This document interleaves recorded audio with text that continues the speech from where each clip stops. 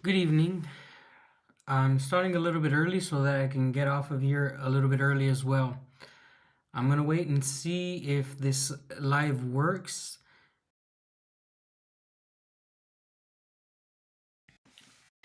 In the past, when we're streaming about topics, it gets turned off. So we're going to see what's going to happen. This is going to be a test. Just let me know if everything is okay, if everything's working. Again, I'm trying to start early. We're about 10 minutes early, and I'm starting early because I want to get off early. There's a lot of things on my mind. Obviously, the biggest news of the day is the attacks that were further inland in the Russian territory, and I have a crazy story to tell about the attacks here in the Irkutsk Oblast region. I'm gonna give you guys a anecdote or a story. As soon as the people load in, we're just gonna start talking about this. I have some videos to roll, the news. We're gonna do all of that.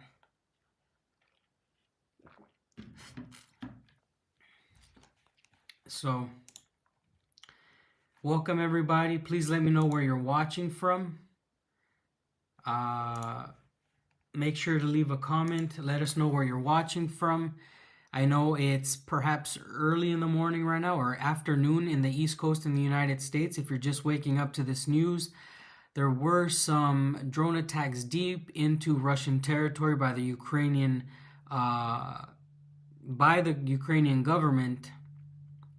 Watching from Kazan. Silo, welcome to Russia, my friend. So cool to have you here. Artem, hello. American, Kansas. Yeah. Mongolia. Probably from Ulaanbaatar. I'm going to be visiting Mongolia this month. Yeah, thanks everybody for joining in. Again, the big news today is the attacks on Murmansk and Irkutsk Oblast. Obviously, I am in the Irkutsk Oblast. I have been living here for the past 3 years. And as soon as we get a few more people, I want to tell a story to set a premise for you guys how crazy it is to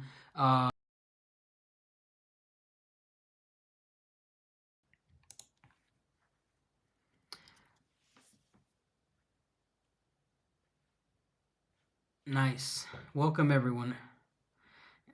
So I'm gonna go ahead and use these 5 memberships that we have. Well, I can give away 10. It's the first of the month. Welcome everyone. We're about to do a random generator here. If you're new to this channel or if you're a veteran to this channel, please do consider hitting like now. Please hit like. It's gonna spread the video and hopefully you guys get lucky. We're about to give out some free memberships, and as you guys know, we have emojis on the memberships, so good luck.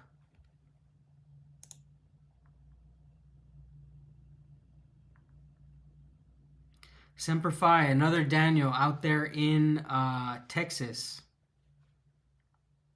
Oh, look at that. Actually, we have some reoccurring members here. A lot of names that I notice. Congratulations. We're gonna be giving out 5 other memberships a little bit later.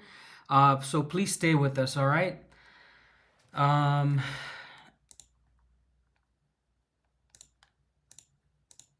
So I'm gonna start off this stream by saying thank you so much for joining again. From wherever you're watching from, I hope you're safe. I hope everything is going good with you. About 3 years ago, I came to Russia. And when I arrived in Russia, it really made me realize how far away I was from the rest of the world. And the war was already happening. I remember talking to a friend and we were saying, hey, we're very far from the front line. Nobody could ever come to Irkutsk and actually do something. And this friend very intelligently said, by the way, they may come for us in the future because we actually have air bases and we produce.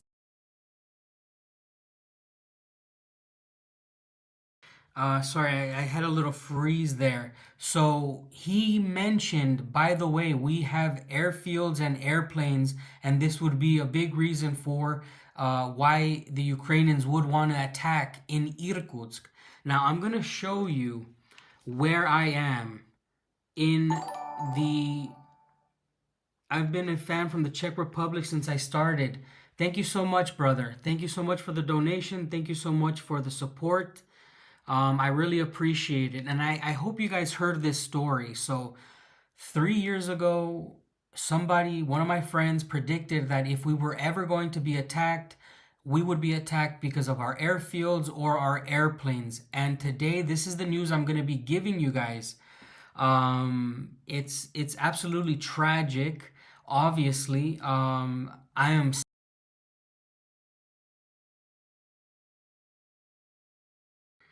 am not reporting this news for no damn reason. I'm trying to educate you guys on exactly what happened. We're going to be looking at some news, and then we're also going to be looking at some maps right now. So right now, I'm going to show you um, exactly where I am on the world map so that you get an idea.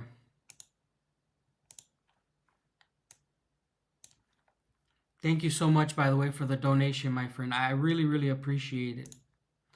So I'm going to show you. This is the world map. As you know, I live here in Sludanka. Okay, you can see it on the map, right? Hola, saludos a Puerto Rico.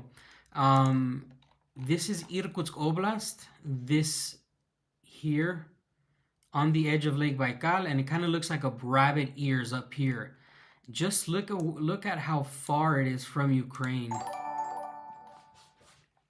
Thanks, Dan Falcon, for subscribing. Guys, if you're not subscribed, if you subscribe, you come in riding on a bear. So here you can see how far Ukraine is. I believe it's about 4,000 plus kilometers. And obviously, this is too far to actually drone.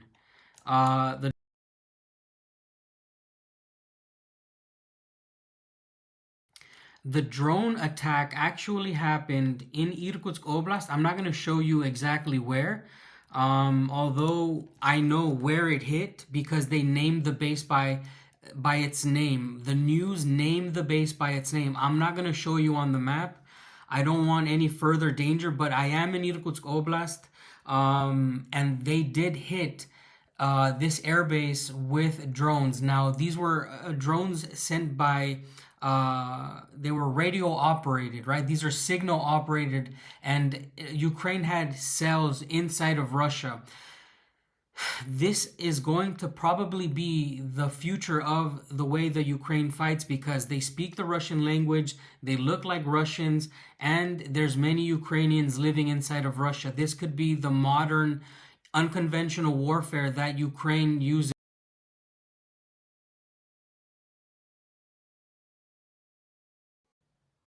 This is just gonna. Guten Morgen. So let's continue. Now that you know where I live, you can see I am in the middle of nowhere in Irkutsk Oblast. The drones attacked about 110 kilometers from where I am, and this is officially the closest the war has reached me. 110 kilometers away. That is where the drones were attacking. I'm not scared. My family is safe. Everything's going to be fine. But I'm reporting this because it's a part of history.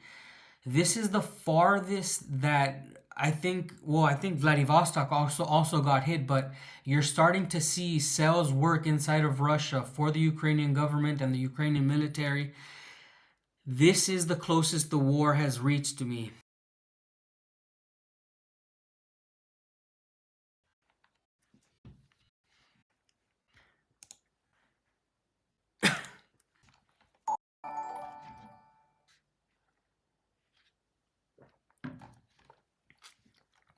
Hey, brother. Ricky, how are you, brother? Yeah, man, I hope you get over here safely. This is crazy weird times that we're living in.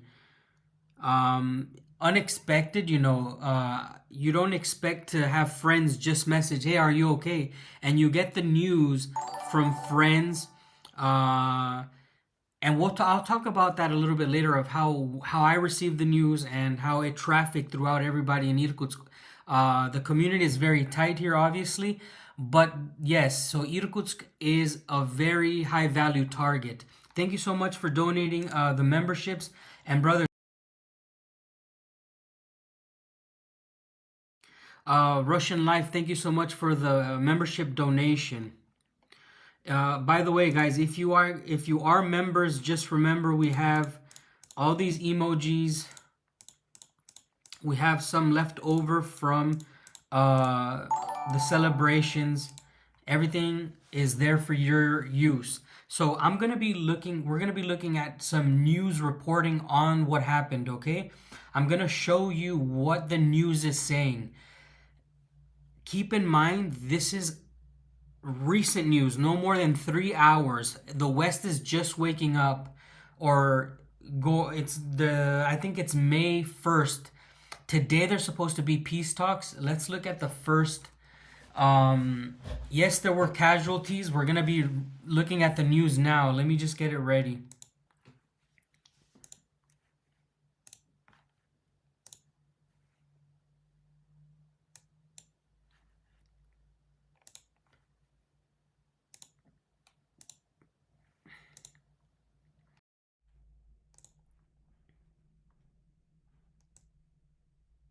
Here we go.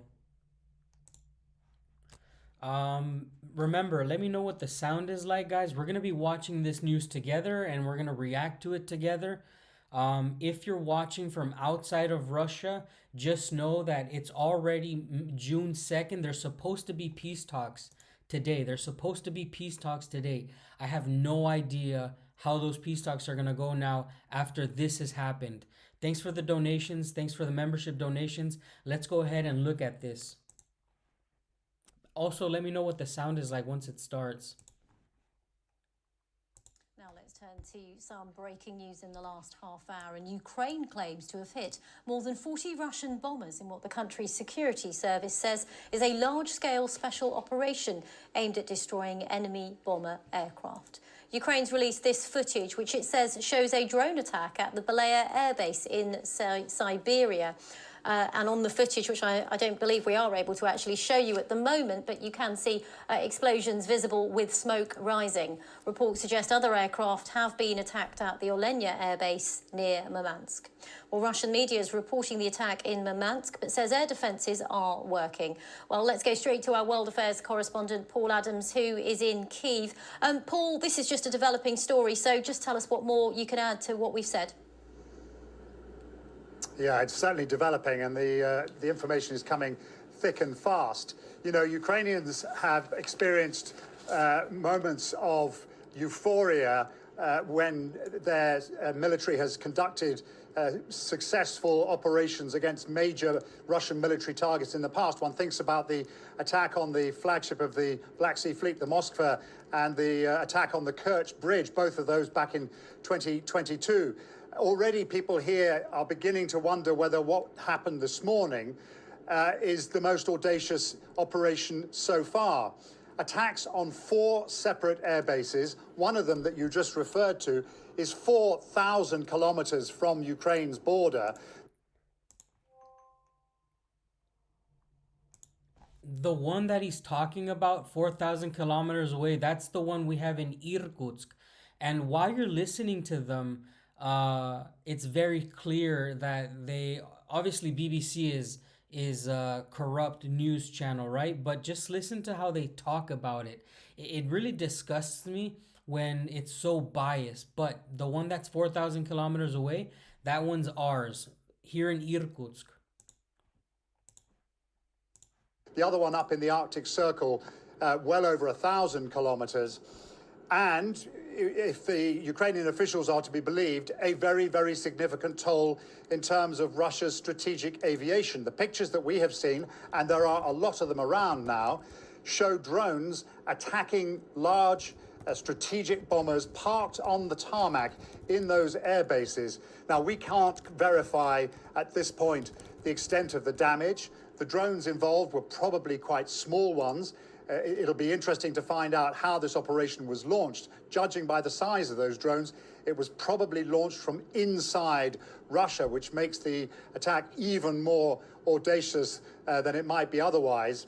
But clearly, this is a very significant attack on the kinds of aircraft that Russia uses day in, day out to launch missiles against targets across the country. And by the way, last night's attack involving drones and ballistic and cruise missiles was the largest single Russian attack on Ukraine so far, with more than 470 drones. That's the largest single number. So he's not saying, and they're not fiber optic. They can't be fiber optic. These drones were used and operated by people inside of Russia. Again, there's a lot there. Thank you for subscribing. There is a lot of Ukrainians living inside of Russia. There has been many people who have been caught by FSB communicating with Ukrainians, aiding the Ukrainians. This was an inside job. These are cells built inside of Russia. A Ukrainian and a Russian, if you stand them side by side, they look exactly the same. A Ukrainian can speak perfect Russian. This is the worst case scenario. This is the worst case scenario because Russia has many people inside of its borders that are willing to do this type of stuff. This is not a fiber optic drone. This was used radio operated, signal operated. And it was an inside job. Good morning to everybody. Yes, this is a saboteur. This is like sabotage. But it's essentially it's terrorism because the people who did this for sure are either citizens of Russia or dual citizens. There is a big problem that I see Russia going to have. The closer you get to the end where Ukraine is losing, the more you're going to start seeing unconventional warfare and acts of terrorism. When a side is losing significantly, it will fight in this. It will fight in this manner. Let me know. Is the sound all right? Can you guys hear me? I changed the microphone to the laptop microphone so that we can listen to the news. So bombers have a huge range. The bomber range is 4,000 kilometers is nothing for a bomber, but it's also a place where you can store airplanes after combat action. You want to keep them far from the front. You don't want your bombers strategically placed near the front line. So as far away as you can, Irkutsk is a target because, I mean, it's not rocket science. You can look it up online. Unfortunately, in the digital age, it's very easy to find these type of things. But anyways, Russia is blessed in that it's a huge territory, but now it's looking like it's gonna be fighting against unconventional styles of warfare. This is not a new thing. We've seen this in the past, and I'll get to this in a second. Give me a couple questions. I'm gonna be answering you guys maybe for 5 minutes. If you're new to this channel, my name is Dan Castle. I live in Irkutsk, Oblast. I've been living here since 2022. And Bobby, welcome to the channel. Thank you for subscribing.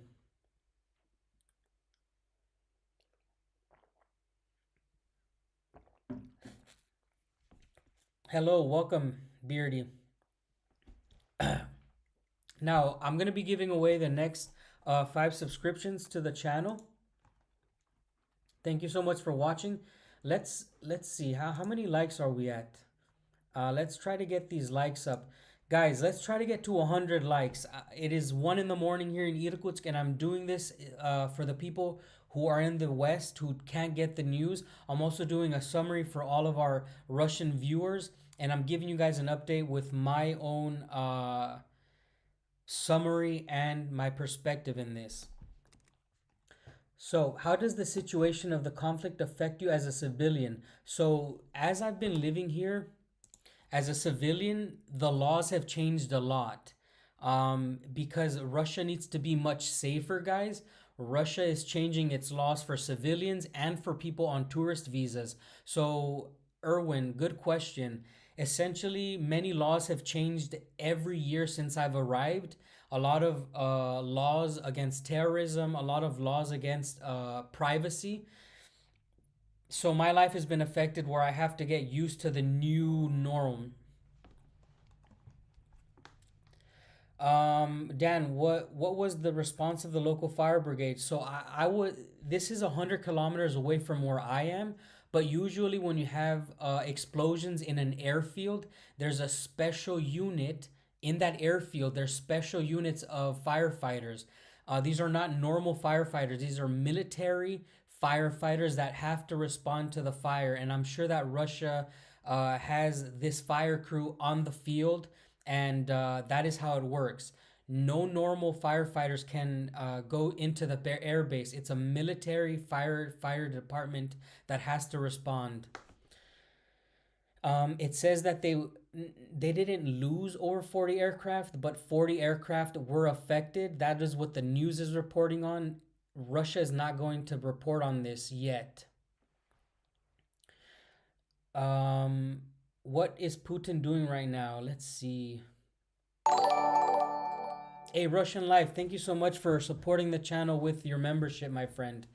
I hope you enjoy the emojis that we have. So let's go ahead and see what the like is at. We're trying to give away these 5 memberships because we give away, well, we made it to 100. We give away 10 memberships every month. Good luck, guys. Here we go. We're going to be giving away the last 5.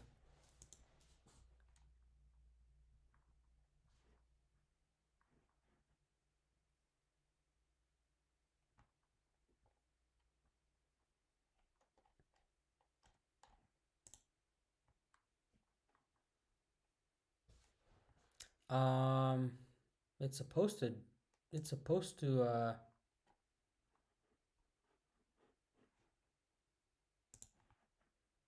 it's supposed to give them away. I don't know what the heck it did. It freaking ate my No way, it ate my freaking 5 giveaway. I don't know what it did. Maybe we ran out of people. I'm not sure what the heck just happened.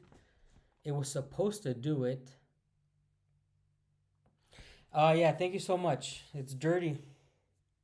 But anyways, guys, we're gonna continue. We're gonna be watching another news. Oh, there it is. Hey, welcome to the membership. If you guys are just receiving your memberships, remember we have the emojis on there. You can enjoy those. Yeah, it was lagging. Thank you, Rick. We have a lot of these emojis left over from the what was it? The Great Patriotic War Memorial for 80 years of victory. Granola says this was done by NATO and not Ukraine. Yeah, I think obviously this is masterminded by NATO, and we're gonna get into that. I made a video recently. I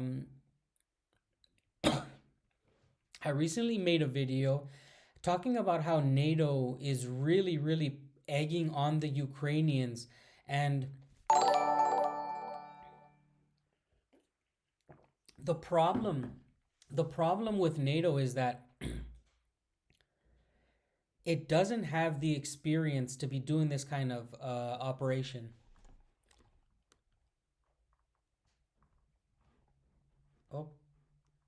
think I froze. Number of drones targeted at Ukraine in a single night. So, you know, as we ponder the possibility of a second round of peace talks in Istanbul tomorrow, it's hard to see how those talks can possibly yield anything of any great significance if they happen at all. Indeed. Paul Adams in Kyiv, thank you very much for that update. And we're just hearing on the AFP news agency that the Russian delegation is heading to Istanbul for those talks with Ukraine. They're quoting Russian news agency. So, of course, it'll be interesting to see what comes out of those talks. So today is June 2nd. Today is supposed to be the peace talks. I have no clue how that's going to go, but Granola is right. The way that NATO has been operating is very, very suspicious because they aren't actually fighting. So a lot of the things that they make the Ukrainians do fails miserably. Now, I know there is mercenaries from all over NATO countries, but you guys have to understand, NATO itself, their militaries are not fighting. Their generals have no experience. These type of operations are counterproductive to a military that wants to have victory in the end. This is a pointless attack that the NATO have egged on the Ukrainians to do, and it's going to really cost them big time. Everything that's happened because between Russia and Ukraine, the worst parts have been operated or commanded by NATO. Why? Because they have no experience. Let's continue on and watch the other. Let me see. All right. Thank you so much for the donation, by the way, Granola. And I totally agree with you. This is NATO, but the problem is that it doesn't end well. And I say the problem because Russia has been so level-headed. I don't know when they're going to blow up on the world. Like, they have been really calm about so many things.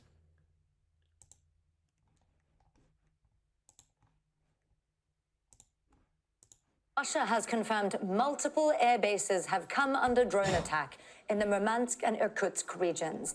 According to local witnesses, explosions were heard near the base in Murmansk and fires began in several places. That base is reportedly home to a number of long-range Russian bomber planes. It's located about 4,300 kilometers from the Ukraine. Now, obviously, I'm blocking the smoke because I don't want to get demonetized or a strike or anything like that. My gosh.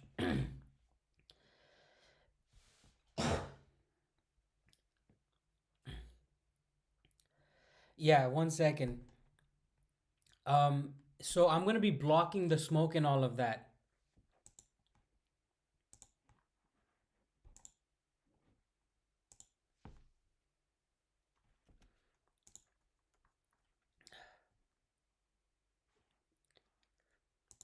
Here we go.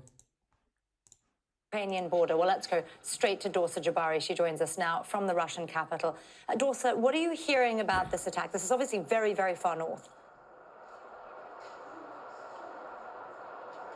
Yes, well, according to Russian officials, at least two large air bases in Russia have come under Ukrainian drone attacks. Now, what we do know and can confirm, according to officials, is that the Belaya air base in Irkutsk region, that is about 4,300 kilometers from the Ukrainian border, came under drone attacks, as well as the Olyana air base that is in the Murmansk region, that is about 1,800 kilometers from the Ukrainian border. Now, what we understand, according to witnesses on the ground and officials, these drones were launched from nearby sites near the air bases. That means this was an elaborate operation, most likely by the Ukrainians, that involved a number of people inside Russia. According to officials in the Murmansk region, they are calling for calm within the local communities, and they're urging people not to post any videos on social media that could further cause cause panic among the local population. Now, this is the single largest attack that we've seen in one day across multiple military air bases inside Russia since the war began in February of 2022. What we do know is that these air bases are home to Russia's strategic air bombers that have been involved in launching attacks across Ukraine over the past 3 years. It is a very significant and dangerous development that we're seeing unfold within the past few hours here in Russia. We are waiting to hear any official comments from the Kremlin. What we do know is that, of course, the negotiations that are due to take place on Monday in Istanbul are still happening despite what we're seeing unfold on the ground. Dorsa Jabari there with the very latest for us from Moscow. Thank you, Dorsa. Well, let's get the view from the Ukrainian capital, Kyiv, and speak to John Hendren. John, I believe there is some speculation that this is some sort of special operation by Kyiv. Okay, this is where they start talking about how they think it's a special operation by Kyiv. I think they're going to break it down a little bit more. My wife got bombed in Moscow 2 weeks ago. She's okay, yeah. That's the thing, man. I never thought that this would come this far into Irkutsk Oblast, but the people in Moscow are absolutely not safe. Thanks again so much for the donation. I'm I'm really happy that your wife is okay. The big problem, again, these people who are egging the Ukrainians on have nothing to lose. The people behind the Ukrainians are not the ones fighting. The people behind the Ukrainians are not the ones who are losing casualties. So this is how it is. Hey Daniel, welcome, brother. Love your ass. Miss you on the game. Let's go ahead and listen to what he has to say, and then we're gonna be talking about what Lavrov has said about the future meeting.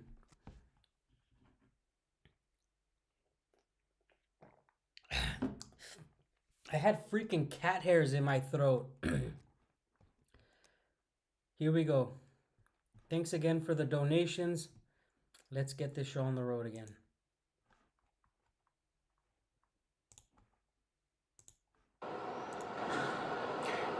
Well, that is what we are hearing from Ukrainian media. I should tell you that the official SBU, the security service here in Ukraine, has said nothing. They're not confirming any of this, but that is standard operating procedure for them.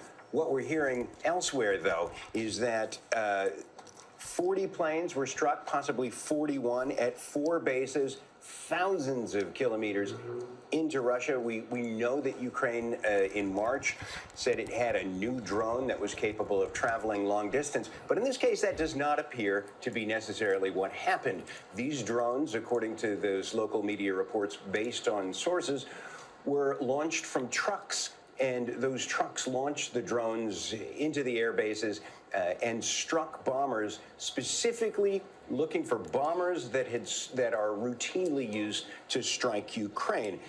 According to those reports, this operation, called Operation Website, has been prepared for over a year and a half, and it was personally overseen by Volodymyr Zelensky, the president.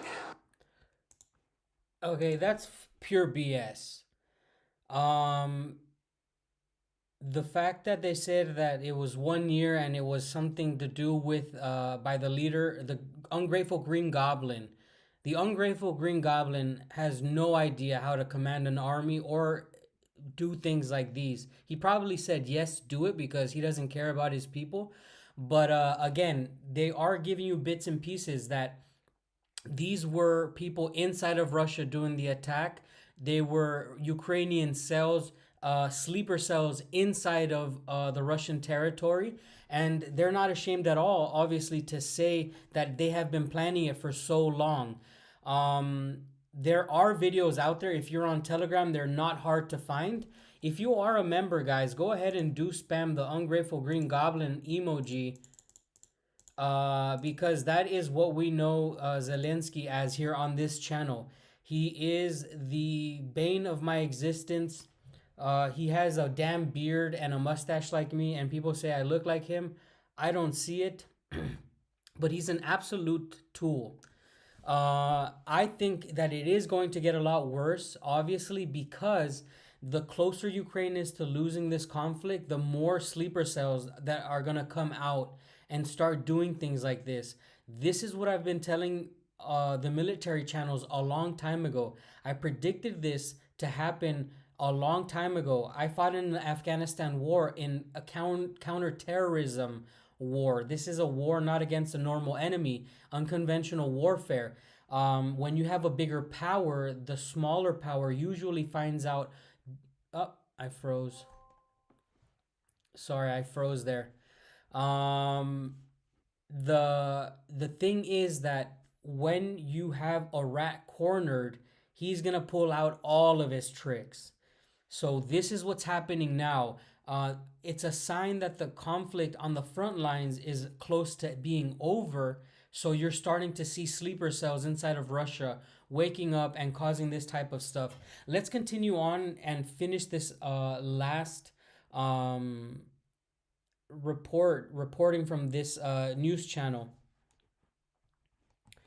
I'll answer your question in a second, Raka. So just keep your guys' questions. Ask a little bit later when we're done with this segment, okay? Just let's keep on with this segment. It's almost done. We have about 2 minutes left. Of Ukraine. That's according to the Ukrainian media reports. An audacious strike, one that Ukraine has been apparently waiting a long time and patiently to deliver. And it's come after Russian airstrikes into Ukraine have dramatically accelerated over the past couple of weeks, hundreds of them on a given weekend night, 2 weeks in a row. And this is a massive attack, but still not entirely confirmed by Ukrainian sources, by Ukrainian official forces, rather. Well, we'll be staying across that for you. In the meantime, though, we had Dorsa there talk about the talks that are taking place in Istanbul. I believe the Ukrainians have confirmed a delegation will be headed to Istanbul. That's right. It seems awfully late. We've been talking about this for days, but now, with about 24 hours to go before those meetings are to take place, we are told that Defense Minister Rustem Umerov will be overseeing those. So it will be one at the ministry level. He's the Minister of Defense here in Ukraine.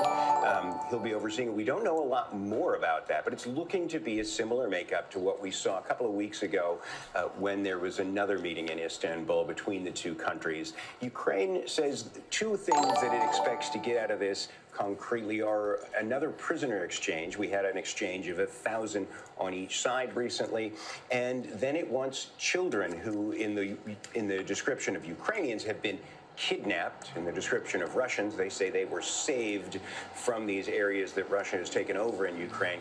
In any case, they've been taken over to Russia, and Ukraine wants them back. That's about as ambitious as their expectations are out of this meeting. They would like to see a ceasefire on the Ukrainian side, but Volodymyr Zelensky has been saying all along he does not think Vladimir Putin is terribly serious about this. They're still upset that they didn't get the Russian demands before this meeting takes place. John Hendren. All right.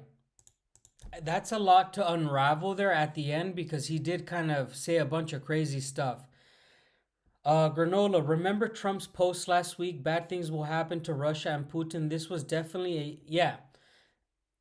I think it's probably not what he meant directly, but it could be one of the things that he meant. I'm gonna tell you guys, I made a video recently saying I've never seen the losing side trying to choose how the war ends. Ukraine and the United States and NATO are trying to make Ukraine choose how the war is going to end. They are in an all-out war with Russia. The losing side has never chosen when there's a ceasefire, when there's an end to the conflict, when they should surrender. The surrender must come from the Ukrainians unconditionally. I have never seen a time in history when the losing side has pressured the winning side on what to do. I think this problem comes where the United States thinks it can talk down to Russia. Russia's a superpower. Russia's the largest nuclear arsenal. Why the hell would it listen to Ukraine on doing a ceasefire just so it can rearm itself, just so that more people can get mobilized in Ukraine? This makes absolutely no sense. I think that Donald Trump it's really, really embarrassing how he thinks that Russia should immediately start a ceasefire. They're in an all-out war. I compared the most recent stupidity from Donald Trump with my war. Okay, when we were fighting it in Afghanistan and we were fixing supposedly a peace or a deal to get the hell out of Afghanistan, we were still fighting in Afghanistan. It is ridiculous to expect Russia to stop fighting its war against Ukraine while it's negotiating. So keep that in mind. It's absolutely pathetic from the United States expecting a global superpower to stop fighting while it's negotiating. The United States never did it in Vietnam. The United States never did it in Korea. The United States never did it in Iraq. The United States never did it in Afghanistan. But it fucking expects Russia to do it in probably the biggest war of the century. That's pathetic. Now, we're going to move into another segment. In Russia, it is already June 2nd in Siberia. It is 1:30 in the morning. Please let me know where you guys are watching from. We have many new viewers. We have about 150 people watching. I want to see everybody's, where are you guys watching again? Let's see those awesome countries and cities. We're looking at Greece from Jim. Hello, Greece. Welcome. Idaho. Love it. Ontario, Canada. Tucson, Arizona. England. Another Canadian. We have Czech Republic, of course. Yeah, come on, spam them. Oregon, Italy. Rio. Good old Rio de Janeiro. Chile, Italy, Ivanovo, Russia, Portugal, Romania, from Nigeria, Los Angeles, California, my brother, Maryland, Ghana, Winnipeg, UK, New York. So we have a huge amount of people from all over the world. And honestly, I think that the majority of the world is going to look at these attacks and think, oh, is it going to lead to World War III? You guys are watching from all over the world, and it makes no sense to me why your guys' government, who are many continents, you guys have been naming them, your countries are absolutely going to go on red alert because Russia can definitely respond in whichever way it wants. This channel is...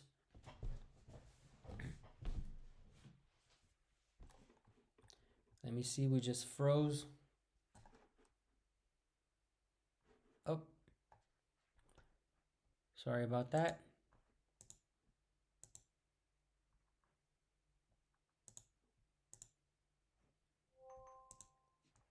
Okay, here we go.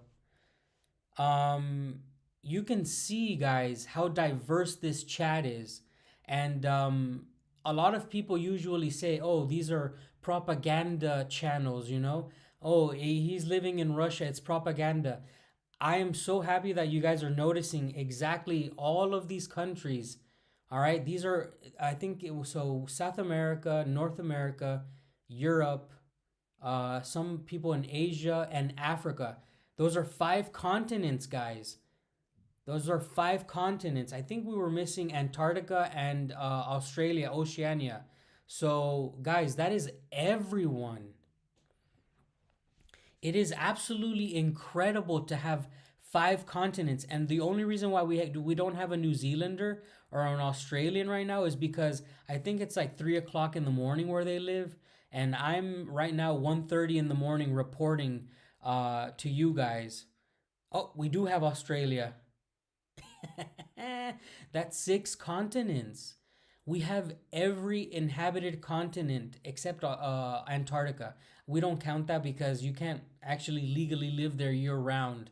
We have every continent in the world. That's crazy.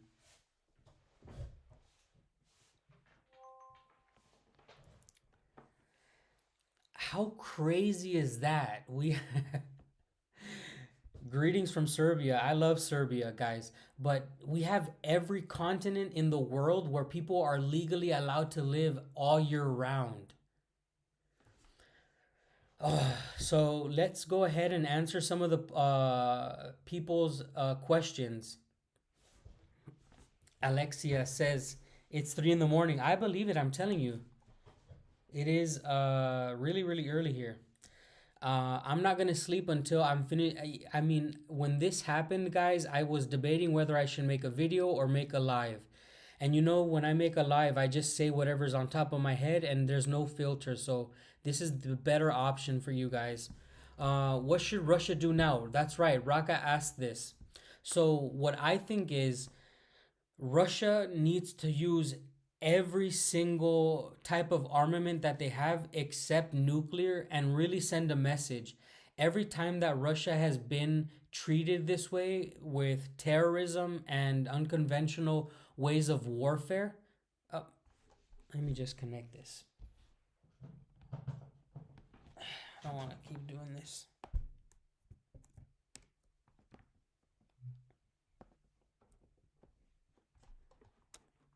Let's see here. Okay. Every time Russia has been, I guess, slapped in the face by NATO, NATO has allowed weapons of long range. NATO has given this, NATO has given that. Russia has been surprisingly calm. Let me know, guys. Do you think that Russia has been calm or aggressive when NATO does something like this? Let's put this on a poll. We're going to put this on a poll. We're gonna put a poll, not like a Polish person, but like a poll.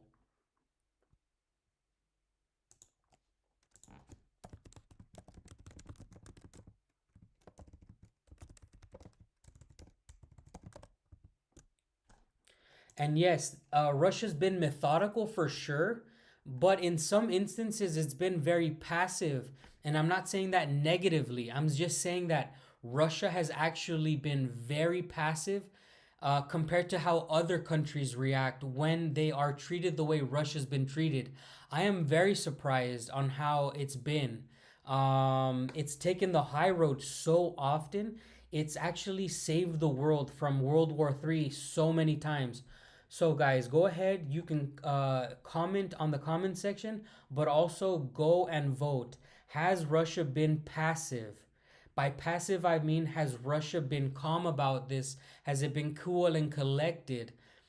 I am really, really, you know what? Restrained is true. We're going to use restrained.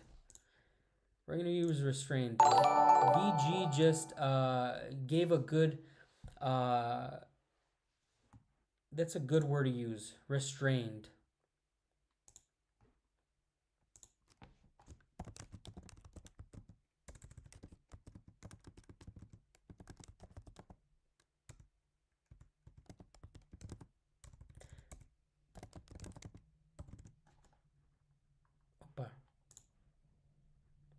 Let's do it like this.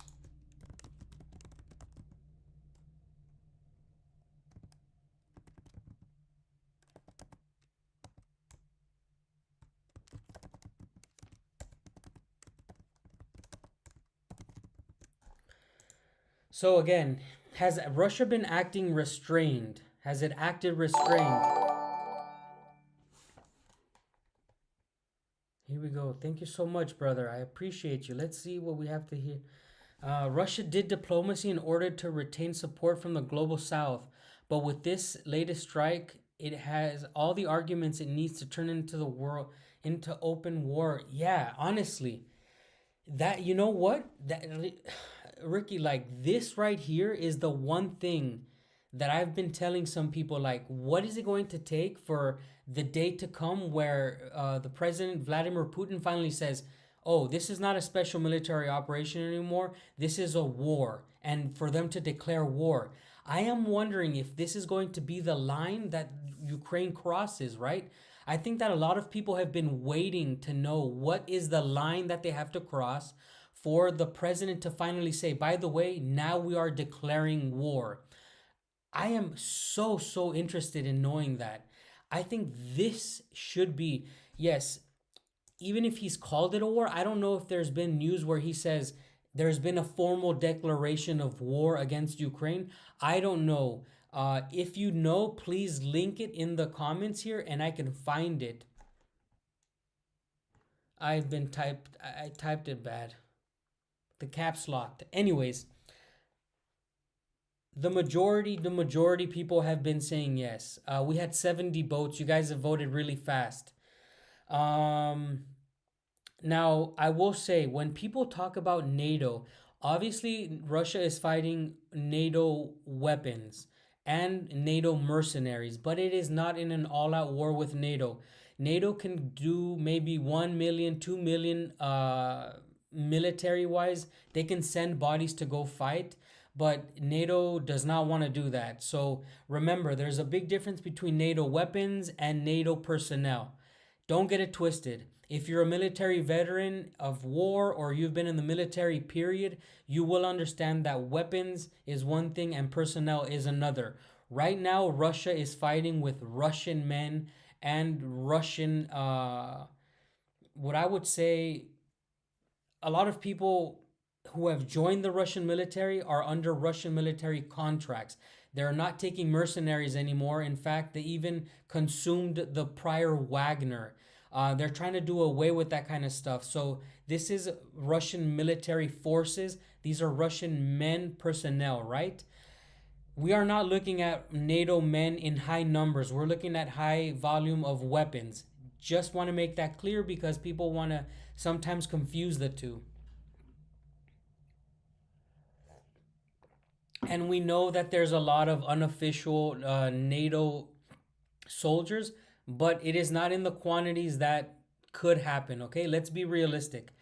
I am not the type of person to lie to you guys. And I don't want you guys to lie to yourselves. If this was an all-out war between NATO and Russia, the war would be much different. Let's be real, okay? Let's just be real. I don't think that Russia would lose because Russia can never lose. The best you can do against Russia is tie. But I'll tell you what, let's forget about this conversation. This is not a one-on-one. This is not NATO against Russia. This is NATO weapons arming Ukraine against Russia, okay? Are casualties confirmed by the Russian side? Right now, I can't find any confirmation by the Russians, and I don't think that Russia should be even giving any information out. I think one of the biggest problems that Russia has in this conflict is giving out too much information too soon. There's not enough operational security. And that is one thing that Russia and Ukraine suffer from. Every time a new town is taken, it randomly appears on a mapper's YouTube video. I'm going to give you an example. Of what Russia is doing absolutely wrong. I don't know why they're doing it. I don't know if it's how their military works, but I'm going to show you something that I think is one of the dumbest things Russia has been doing. 1 second.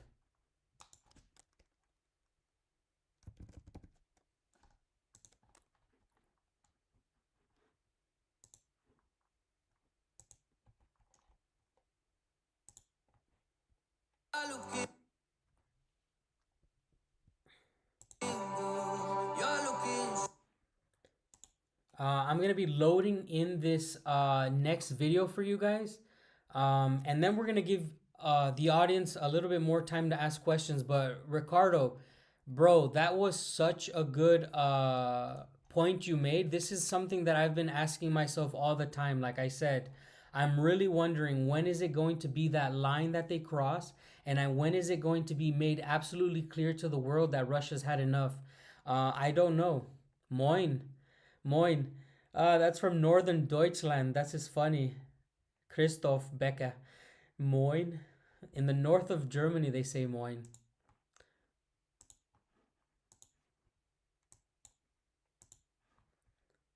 Okay, guys. It's time for the next segment. This is the worst thing that Russia does that I can't understand.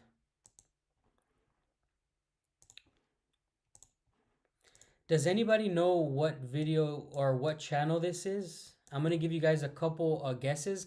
Some of my audience already watches this channel. In fact, a lot of my audience watches this channel. This is a YouTube channel, very big and known inside of the mapping community. This is a mapper, okay, guys? This is what the problem with Russia. This is the problem.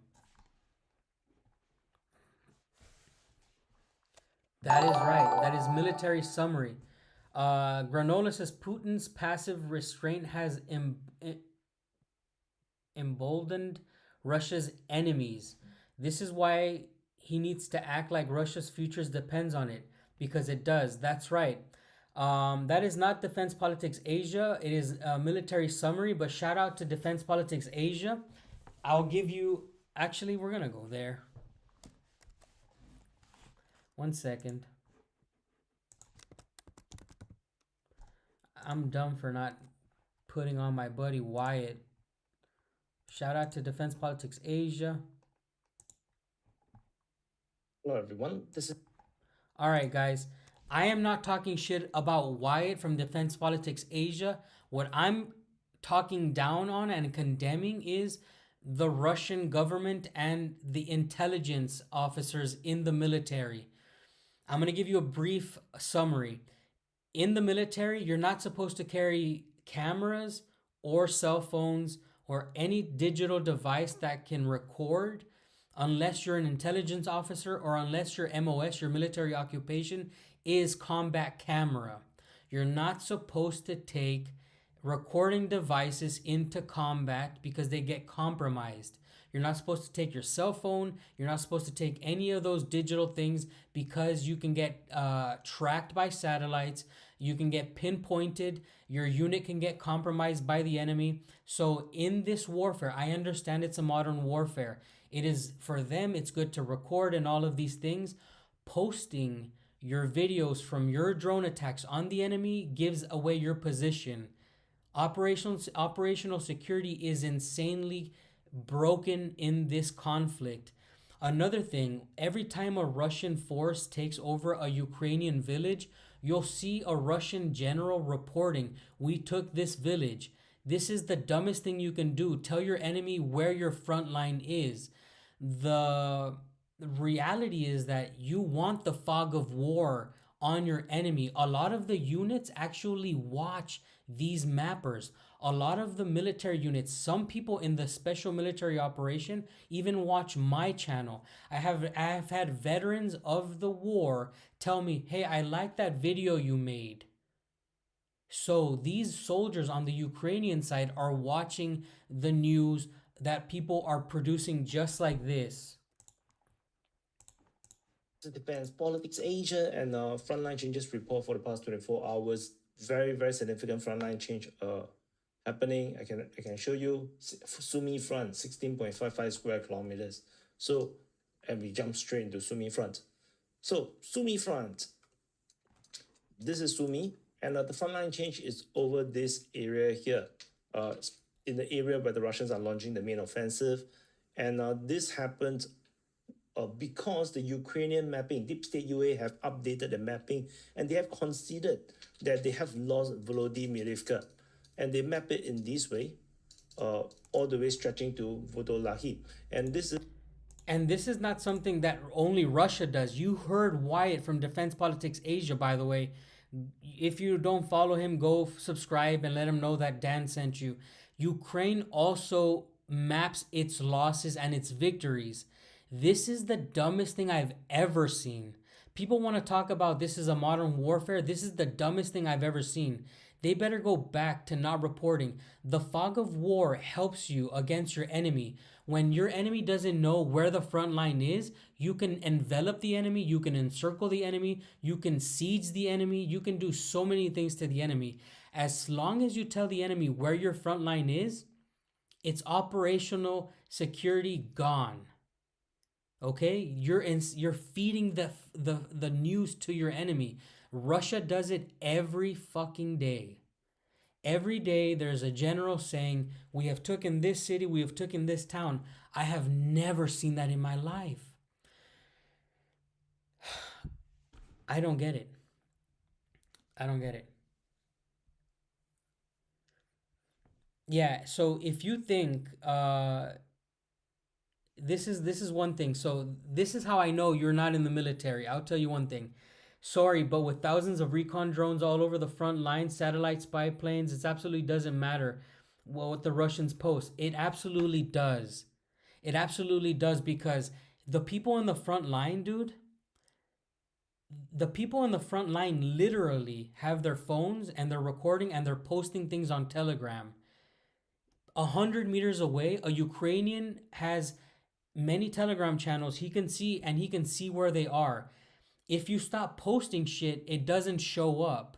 If you stop posting, it doesn't show up. So you're wrong. All of these things, all of these satellites, even if you gave the information and you had a satellite and you tell your guys, do you know how hard it is to have a guy in a trench look at a phone and receive the news when he has to duck his head for artillery? The people in the front line have no clue what's going on. And now they have a lot of ideas of what's going on because it's blasted over Telegram. Okay, usually the people in the front line are too busy ducking and all this stuff, but because there's so much information, they get that information so much clearer. Believe me. I see the videos on TikTok. Yeah, so you can get all this information for free everywhere.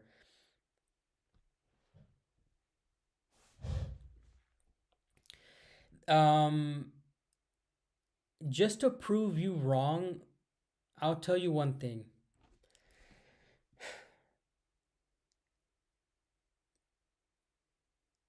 I'm going to give you an example on this map. 1 second. Check this out. Let's just find a piece of this video. Okay, I'll use this as an example. Here we go.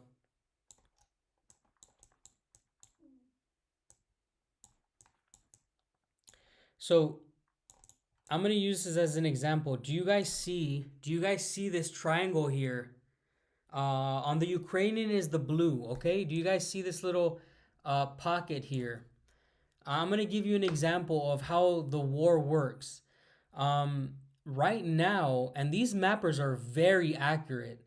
These mappers get this information so damn fast, and they map everything, geolocating everything day by day. There's people who are dedicated to doing this.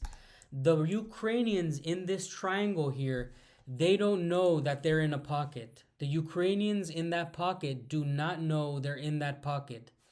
Now, that is a small pocket. When the Russians were conducting their double envelopment of Avdiivka, when the Russians were double enveloping different parts of Ukraine, the mappers were already announcing this, and a double envelopment can take up to 1 or 2 weeks. Okay, this is not an operation that happens really, really fast. As those claws, as those pincers are closing in, the Ukrainians are getting the news from these mappers. Okay, the positions from the Russians are being told, we just took over this city, and now the Ukrainians see, what city did we just lose? And that's how the information gets passed around. Every time I've seen a city being taken, the mappers post it, the Russians talk about it, and the Ukrainians react. It's been like this the whole damn war. That is what I believe. You can believe whatever you want. I just think that the Russians are giving up too much information, which ties everything together on why I didn't show where those airfields were. Because people watch these videos and they really take a lot of information from them. And now we're entering a part in this war where it's unconventional and there's sleeper cells inside of Russia. Now it is going to probably continue this way. We're going to have to see how Russia's going to respond. They're supposed to have a meeting today, and I have no clue how that's going to go down.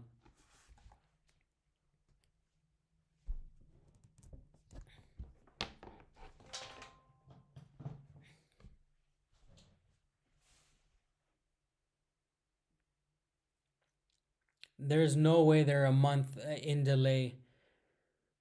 Um, these guys are geolocating. So look, some of the information that these guys put on their map happens almost. There have been instances where somebody on a Telegram posts a video, they geolocate it, and they literally pinpoint it on the map, and it could be 24 hours to 48 hours delay. Now, that is enough for the Ukrainians to watch it and adjust their lines. If there's an envelopment happening, a military envelopment, the pincers are going to go very wide. 1 or 2 days is enough time to know you should get out of that pocket. And believe it or not, Ukraine has actually saved a lot of its own members' lives by looking at these maps and pulling out. This is a fact. There's people who spend all day and night in those Telegram channels.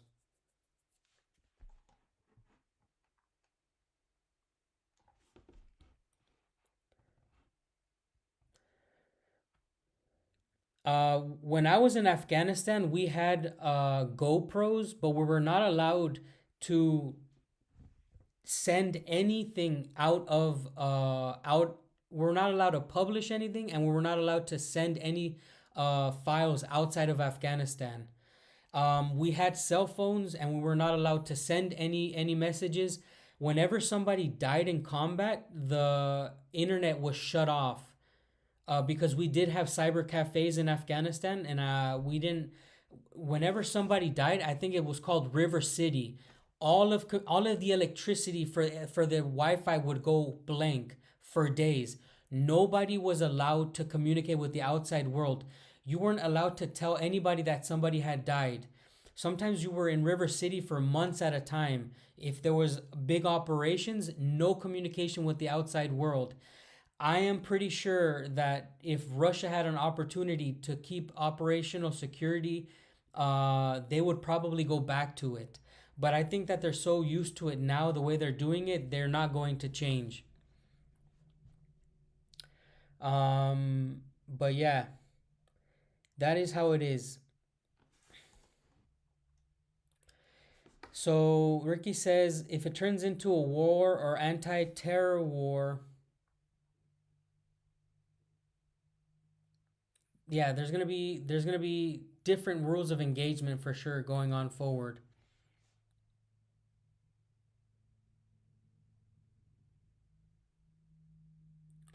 Yeah, I don't know, man. You can say whatever you want. You can say whatever you want, but I personally know people who spend their entire lives on the telegrams, gathering all these clips and reporting on this. So it is what it is. Let's continue on with the show. So Granola says the real question is, why hasn't the Russian High Command learned its lesson? Why are they allowing their locations to be broadcasted? Take the damn phones away. Yeah, honestly, I don't know why the Russians allow soldiers to have cell phones. There have been thousands of Russians being taken hostage, and their cell phones get taken, and personal information gets taken away, and that is another thing that gets crazy.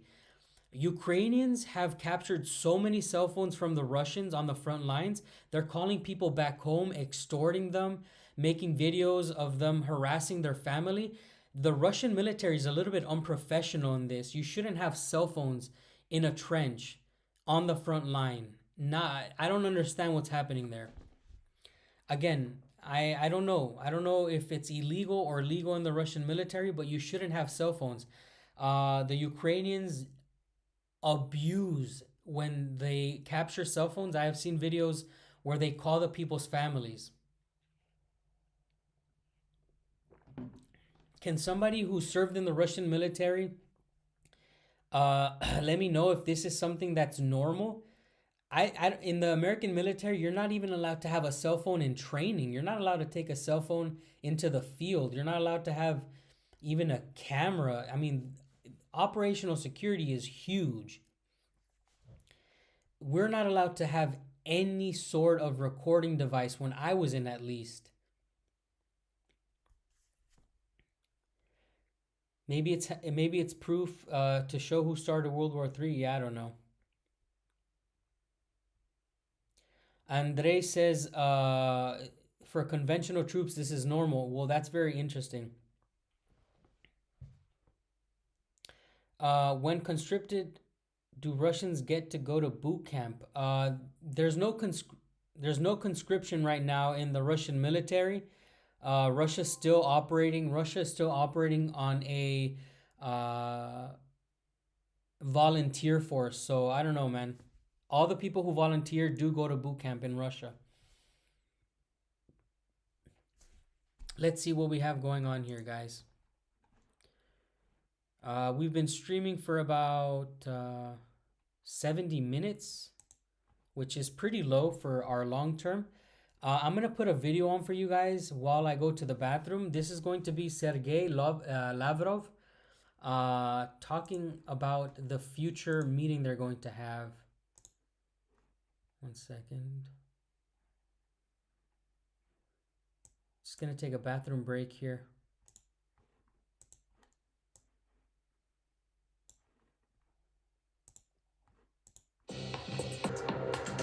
Российская сторона, как и договаривались, оперативно разработала соответствующий меморандум, который излагает нашу позицию по всем аспектам надежного преодоления первопричин кризиса. Наша делегация во главе с Владимиром Мединским готова представить этот меморандум делегации Украины и дать необходимые пояснения в ходе второго раунда возобновленных прямых переговоров в Стамбуле в ближайший понедельник, 2 июня. One of the weirdest things is that I believe if Ukraine would have listened in the beginning of the conflict, they would have not been 4 regions down. Lavrov has been very clear that the Russians have already given their terms a long time ago. And I believe that I believe that there's not going to be they're not going to agree on anything this time either. Ukraine is hell-bent on winning this conflict. I don't understand who is advising them. The big reason why the United States tried to make a peace is because they understand that Ukraine is already on its last breath, and you don't want Ukraine having an unconditional surrender. Like, if you're rooting for Ukraine, the last thing you want them to do is have an unconditional surrender. And it looks like every day that passes, that is a much more near reality.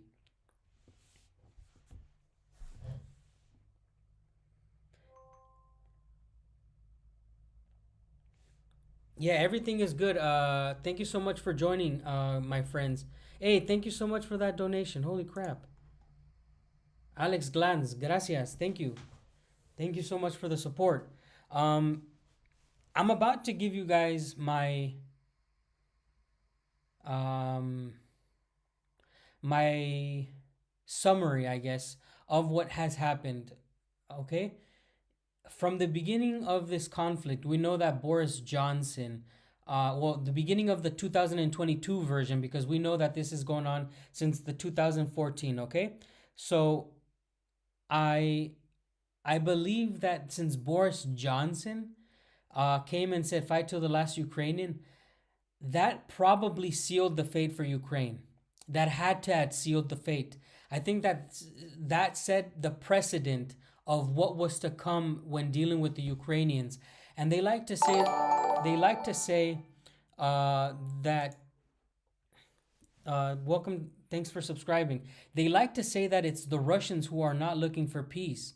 And again, I tell you guys, how the hell do you expect the winning side to submit to the losing side and suddenly have peace?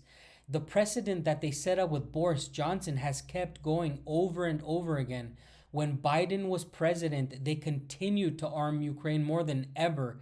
We're talking about every day that I go on YouTube, there's a new article saying Estonia pledges 2 million, Czech Republic pledges 1 billion, Spain will send this many drones. Literally, they're not hiding it.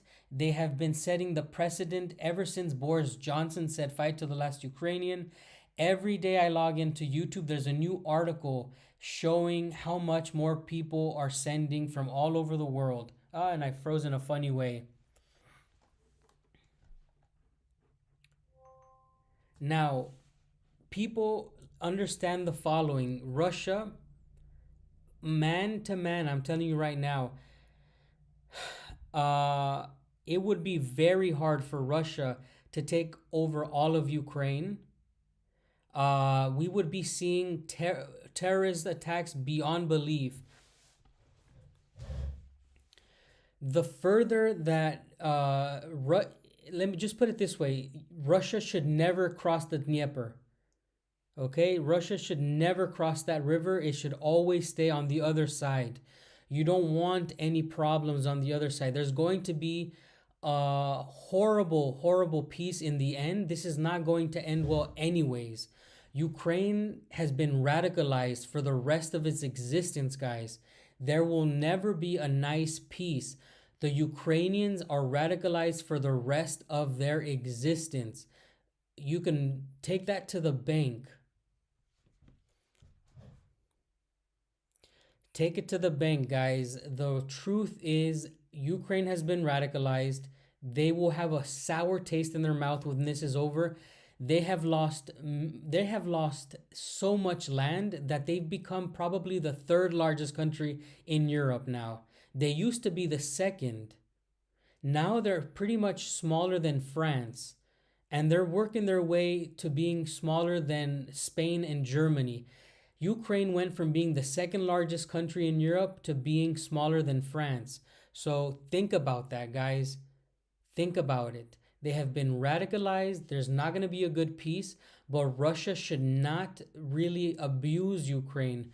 Russia needs to stick to being east of the Dnieper River because it is a great geographical borderline.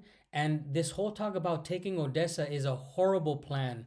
Horrible plan. You're going to see a lot of terrorist attacks on that port if it belongs to Russia. Think about this. Look how much terrorism has happened to the Crimean Peninsula. Look how many drones have hit the Russian fleets on the Crimean Peninsula.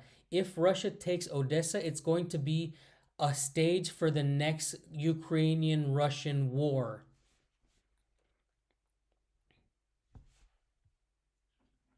Yes. Russia has taken some of the largest cities away from Ukraine, and a crapload of population has stayed in Russia. So guys, tell me, do you think I'm right or wrong? Should Russia cross the Dnieper? Let's put that in the questions. If you think that Russia needs Odessa for security, let me try to convince you why I think it doesn't. Now, the reason why I think it doesn't is because I believe if Russia doesn't take Odessa by military force, it can still take Odessa diplomatically. By this, I mean they can be breaking a deal with the Ukrainian government to operate Odessa or regulate Odessa.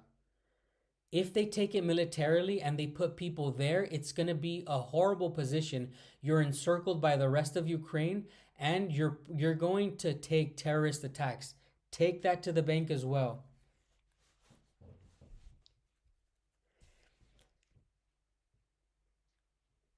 Oh, by the way, the better target instead of Odessa would be Kharkiv.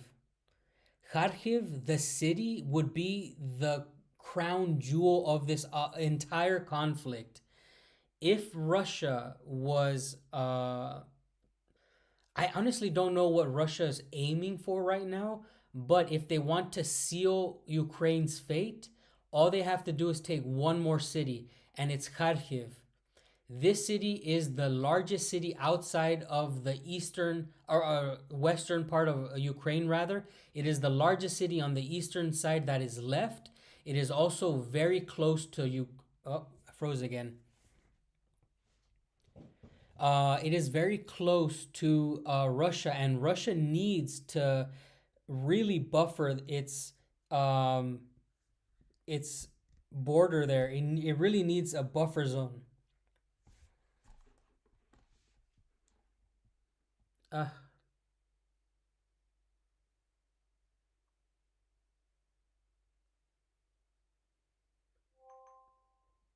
I said Kharkiv.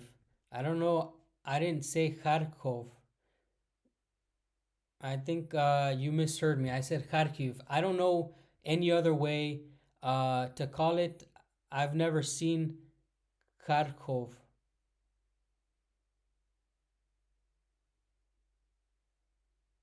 What the hell am I saying? Because I'm saying Kharkiv.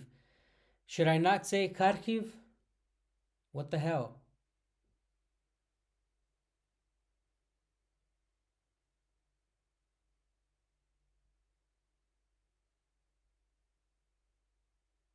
The Ukrainians call it. What the hell do the Russians call it? Listen, man. It doesn't matter who calls it what. Okay, you want to say Kharkov? Okay. Jeez, this thing's gonna keep freezing on me. How do I?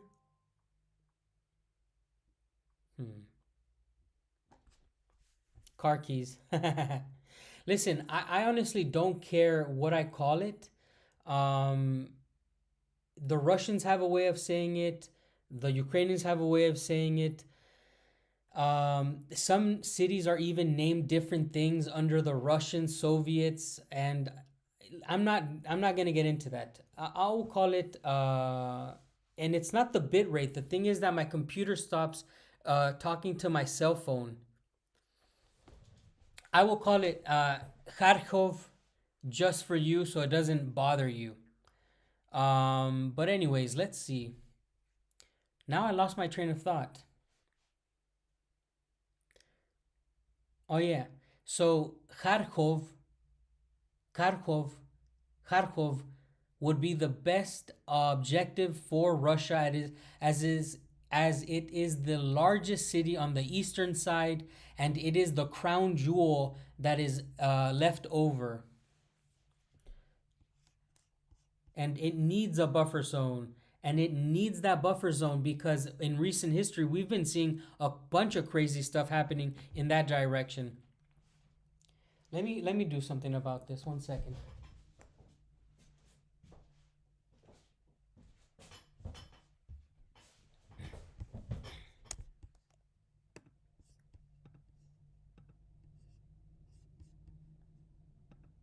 Look at this.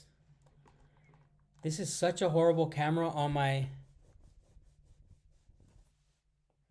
This is my laptop camera. Right here, there's no problem for streaming. Is this all right with you guys? I know it's not as clear, but it is definitely more stable.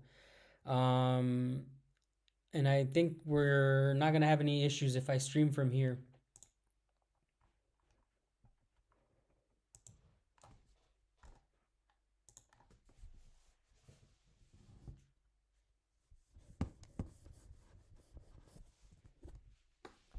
Yeah, actually, my damn video where I said Putin wins had to come down.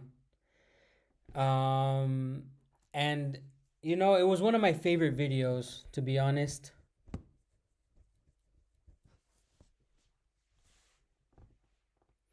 I honestly feel like when you're living in Russia, it's already hard to make content. But when you're an American in Russia, it's even harder.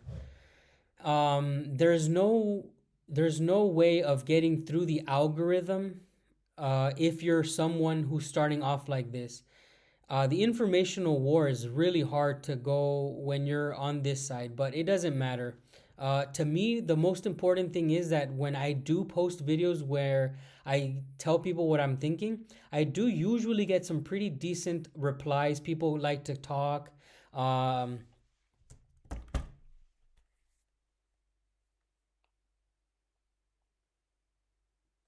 People really communicate and give their ideas, and that is what I like about YouTube, is that I can sit here and then you guys can tell me what you think, and it's not like a biased opinion, right? I think I've been able to call myself out.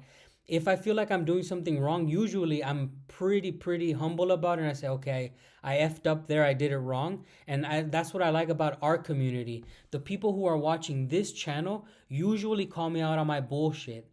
I've been called out on my bullshit so many times by my subscribers, it's hilarious. I've had subscribers call me out on lives. I've had subscribers call me out on the comment sections. It's freaking hilarious. And there's never been a time that I can remember where I don't own up to it. And so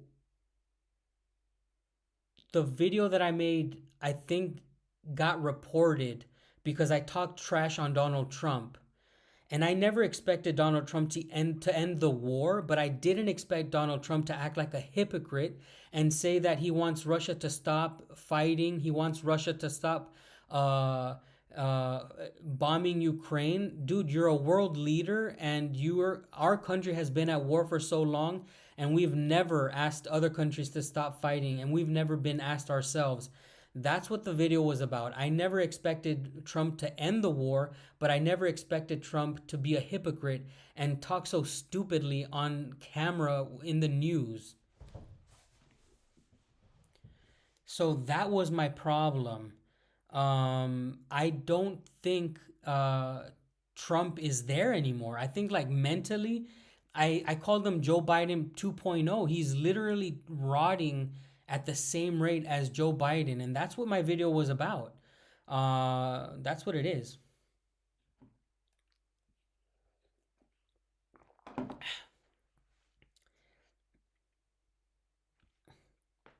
Yeah, Warp Fire says that he doesn't like when people are unable to debate and respect other people's opinions.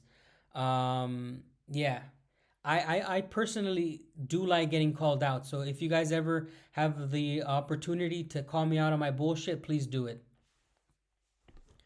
Let's see. Do we have any other topics?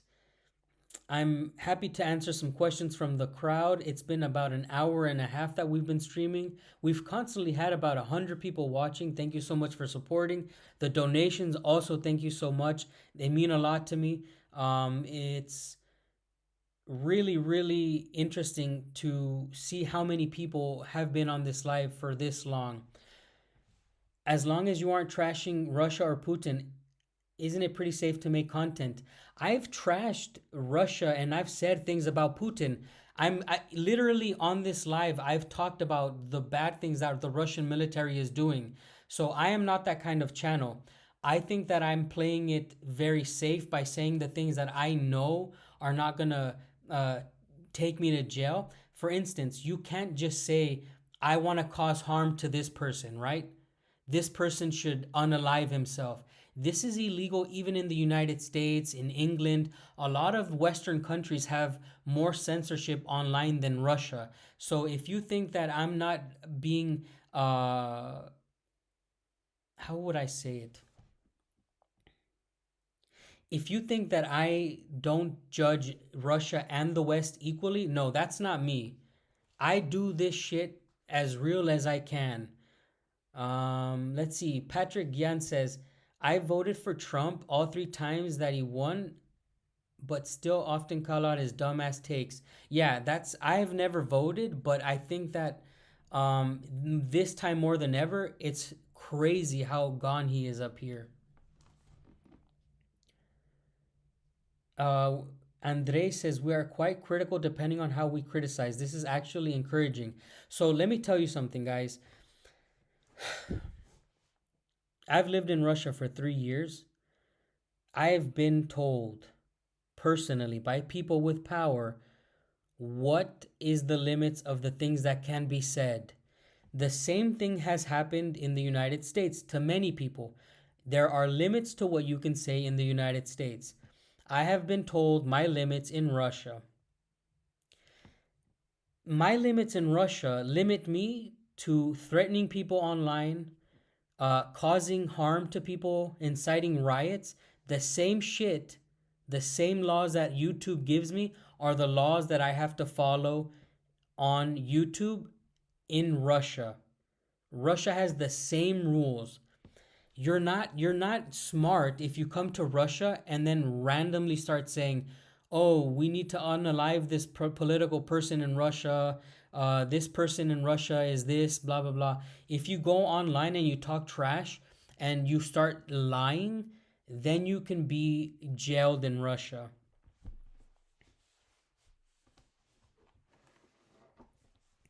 Dan, on Truth Social, Dr. Steve Turkey called out Trump on how stupid that calling out Putin to stop fighting.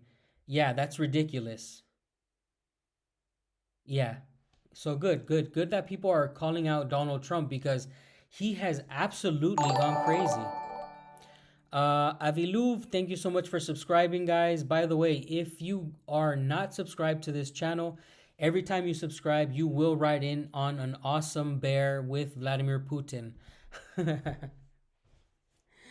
Turley, Steve Turley.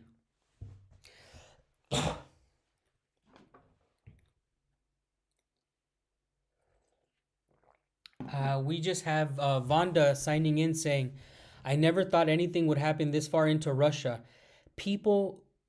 Some people even treated me like a clown when I said something, maybe like 3 weeks ago, 4 weeks ago, I was doing a live. And there were attacks maybe in Moscow, and I was talking from Irkutsk, and somebody said, "Oh, Daniel, you're so far in, nothing could ever happen to you so far into Russia."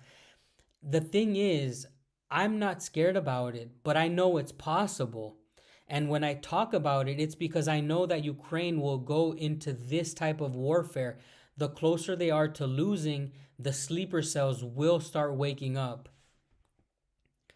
And it could be way worse, like Andrei is saying. This is only the beginning of the lunacy.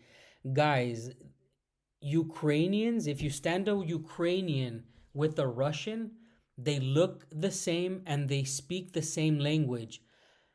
A lot of the Ukrainians could speak Russian like their first fucking like their first language. So it just makes me so angry that people don't understand that a Russian and a Ukrainian standing side by side speaking Russian is the same damn thing. It's the same flavor with maybe a different chocolate chip inside the ice cream. It's the same flavor of ice cream.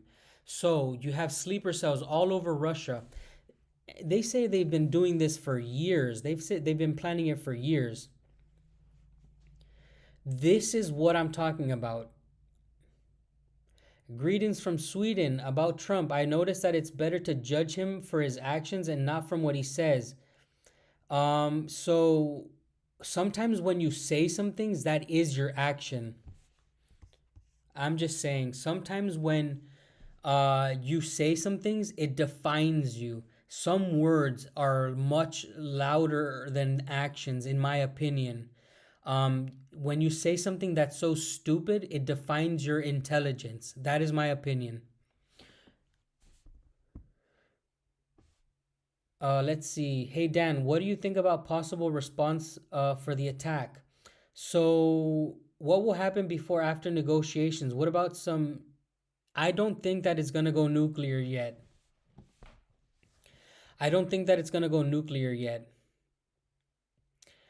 Actually, let me see if I can play my video.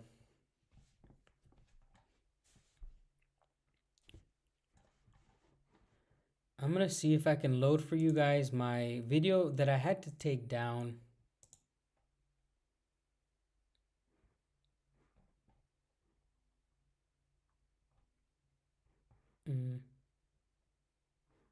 One second here.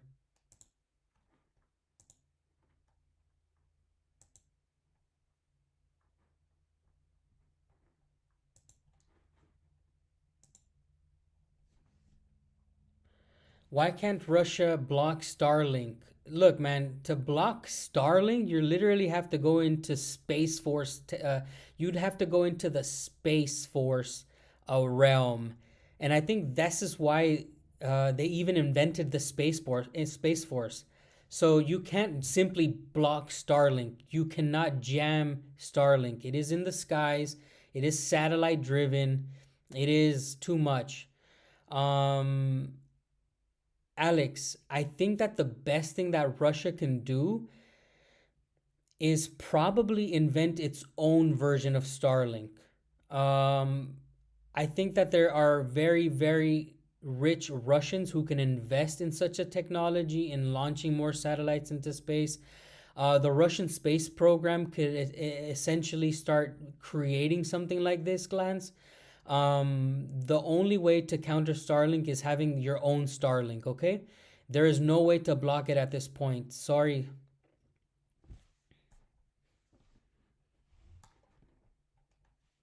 So again, no one.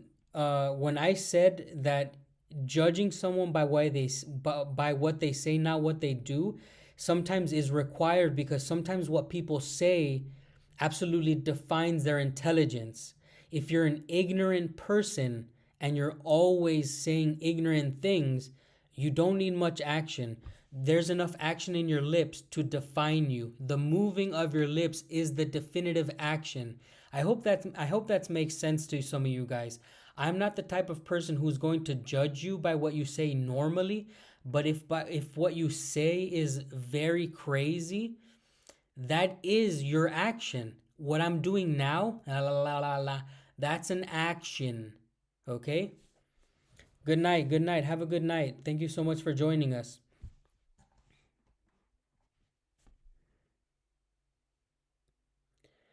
Oh man, let's do a little bit of research.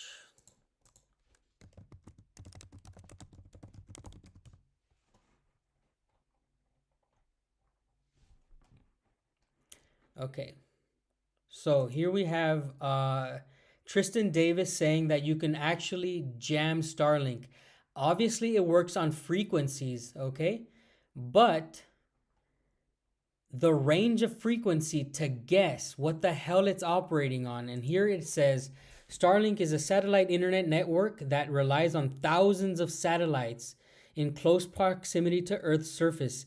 This constellation of low orbiting satellites transmits signals from satellite to satellite, as well as ground stations to provide high speed broadband internet service. So it's providing internet, but it's sending signals from thousands of satellites, okay?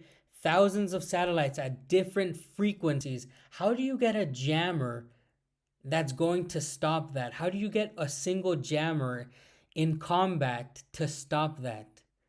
I don't know how the hell you think you're gonna jam Starlink. What frequency? Even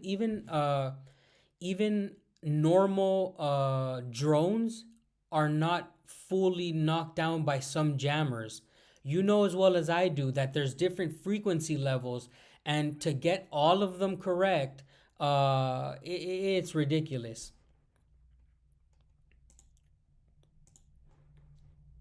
Here, let's see.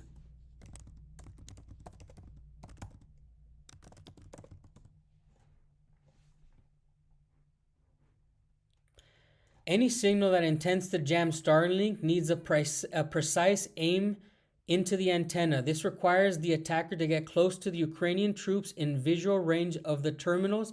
The data is carried over the network, is also encrypted with software in terminal programs to block off signal without encryption. So you need to get close to the antenna to stop the encrypted signal you need to get close to the antenna to block the encrypted signal. I have no clue what the hell. Maybe I'm missing something. Maybe you're much smarter than me with the signal stuff. But from what I understand, if it was easy to jam, why would it not be? Why would it? Why would it not be jammed already? Just tell me that. Tell me that, Tristan.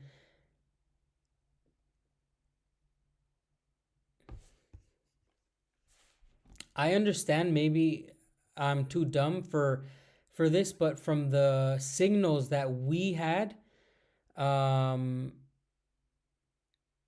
the I think we had three low, medium, and high frequency jammers. So Well, listen, if you are smarter than everybody, and if you know how to jam that thing, nobody's been able to fucking jam it. So maybe you're the only guy who knows. Anti-satellite missiles. Let's see what the hell that's about.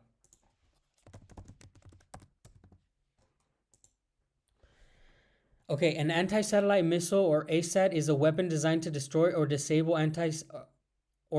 satellite in orbit. They can be used for strategic or tactical purposes with some nations demonstrating their capabilities by destroying their own satellites. ASATs can either kinetic or physically destroy satellites through impact or non-kinetic using methods like jamming, lasers, or cyber attacks.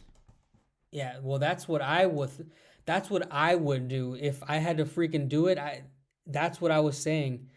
If they're satellite driven, then you'd have to freaking go and use Space Force technology. Like, um, that's what I was guessing, but I don't know. Maybe I'm wrong.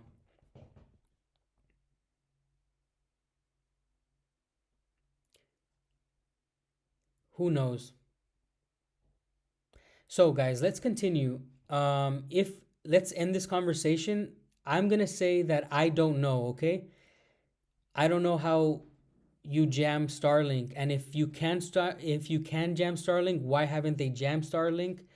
Yeah. My wife just woke up to go pee. Sushi, are you okay? You want to come say hi?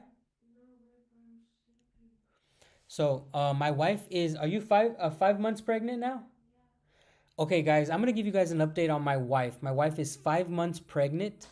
We're gonna be doing a gender reveal. I think it's going to be in about 2 to 3 weeks.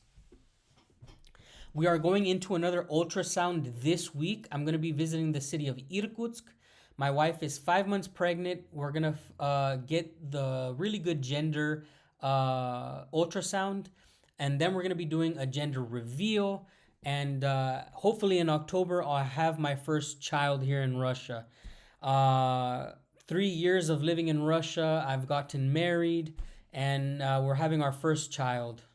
Yeah, it's 5 months, guys.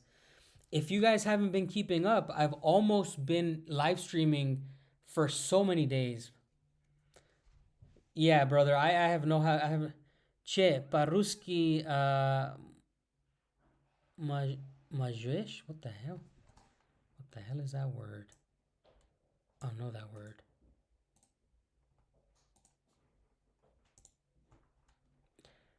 Hey, thank you so much for the kindness, guys. I am so happy. I never thought I would have a kid in Russia. I never thought I'd freaking be in Russia still. Let's see here. Oh, I think he wants me to speak Russian.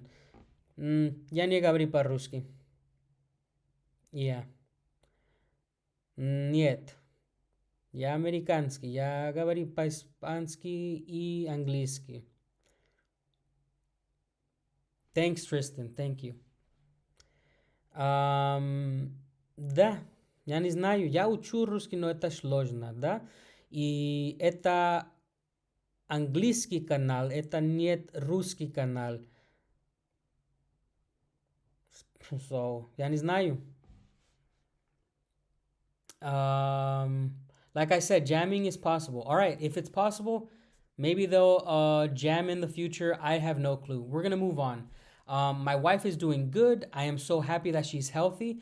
I actually saw my baby kick today. I saw her stomach and she kicked. And I was so happy about it. I learned Russian in elementary school. That's really cool.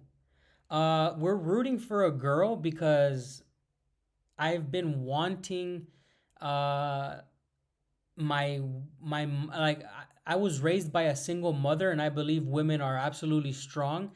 And спасибо, bro. Пожалуйста, друг. Пожалуйста. I've always wanted to raise a little girl just like my mom.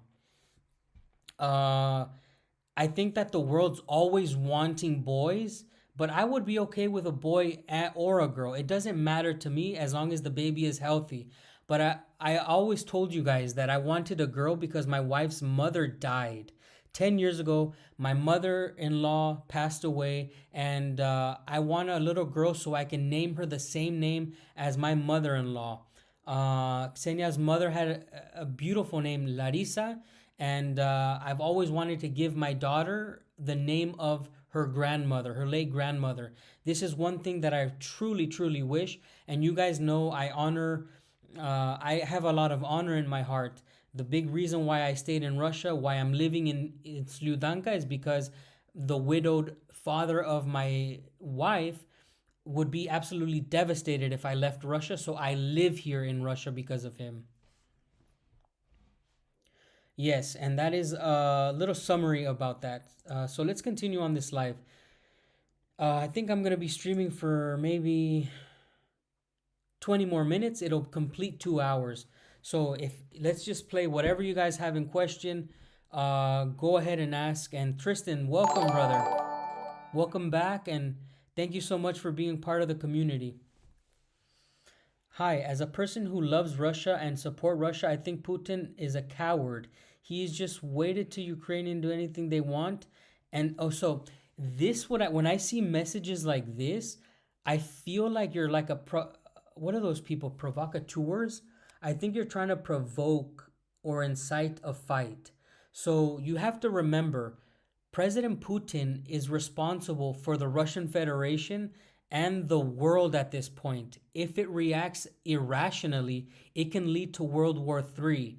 So I think that the Russian people and the Russian government, but especially the Russian president, is acting accordingly to humanitarian ways, right?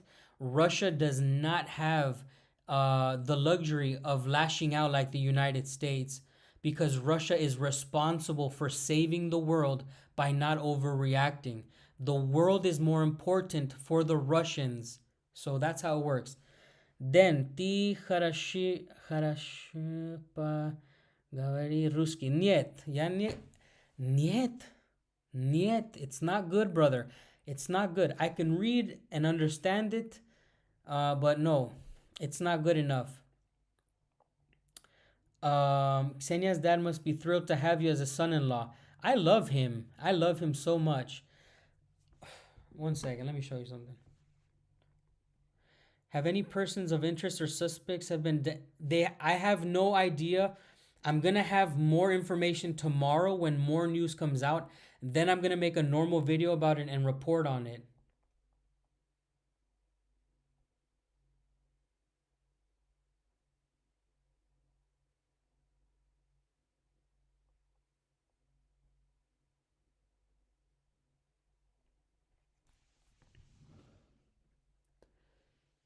That's me and her father in Lake Baikal.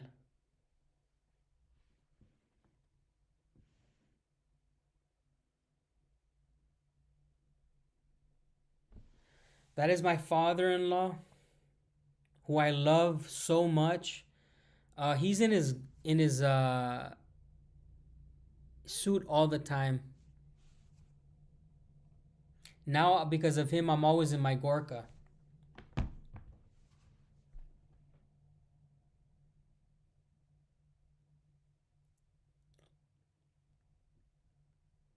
Thank you. I think it's a beautiful photo. I'm gonna be live streaming tomorrow, or later on today, by the way. Alejandro says, Dan, do you think it was the U.S. Special Forces who did? No, it was not air. Listen, what happened was done by the Ukrainians. It could only be done by the Ukrainians because Ukrainians speak perfect Russian and they look like Russians, and they were using vehicles inside of Russia. We do know that these were people inside of Russia already who were sleeper agents.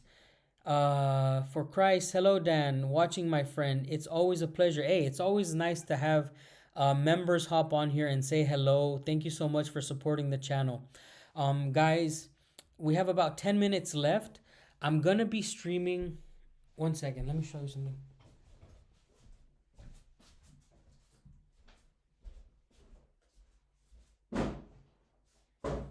Sorry. So as you guys know, I did a live stream of opening the military rations on vertical camera. We're going to be doing a video live stream next weekend. I finally have everything ready. We're going to be doing the horizontal version of the food opening next weekend. Okay, not this weekend, but I mean, this weekend that already passed. This next weekend, we're going to be doing finally the opening horizontal.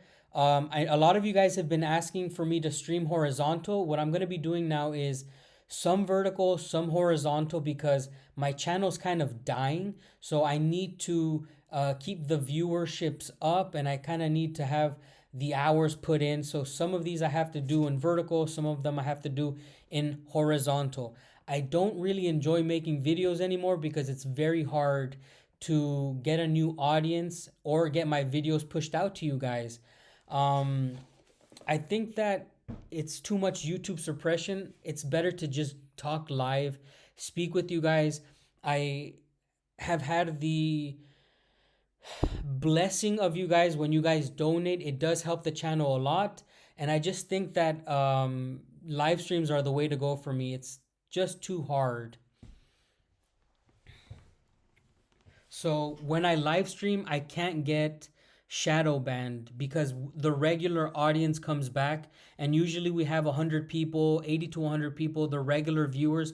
I do this for you guys. The goal of this year is still 90,000 subscribers. So if you haven't subscribed, please do subscribe, and we can ride you in on a Putin bear. Hey man, nothing but respect. I need to know, is it safe for Americans to visit Russia? Parker Johnson, I'm glad you asked, because it is absolutely safe to visit Russia.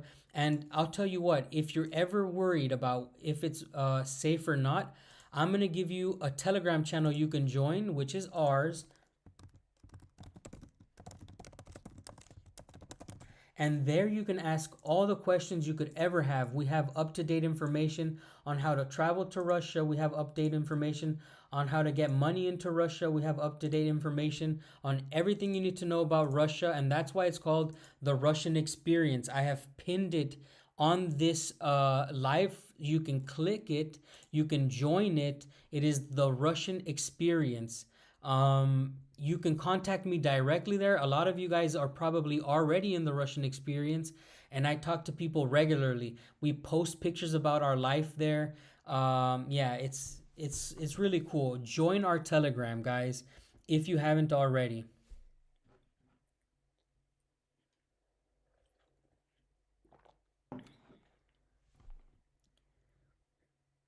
Nice. Hopefully you guys put on your notifications for when I do this. Okay, so if you don't already have me on your notifications, go to my YouTube channel homepage and then put on a notification bell, even if it's just for 1 week. I don't really try to bother you guys, but I just do live streams. If you want to hop in and watch, you can hop in and watch. If you don't, you can say hello, how are you, and leave. But if you have notifications on, you get to see the big ones like this. And with that, guys, I want to say thank you so much. We got over 300 likes. Holy Jesus. I was not expecting that. Golly, we were at like 100 and now we jumped up to 300. It's almost 3 in the morning, guys. I'm going to sign off. I love you guys, really. I really support. I mean, I really appreciate the support. And when I say I love you guys, no other channel on YouTube does it like we do. No other of these immigrants has a channel like we do. And when I say we, I don't mean just Senya and I. I mean you guys, the community. No other channel of immigrants communicates like us. You guys always motivate me. You have given me so much motivation to really speak out on these things that you want to hear about. And I've been making videos for like almost 2 years. And thank you so much, guys. A big kiss to you guys, especially to you, Daniel. If you're still watching, fucker, I miss you. I can't wait to play with you again, okay? I hope you guys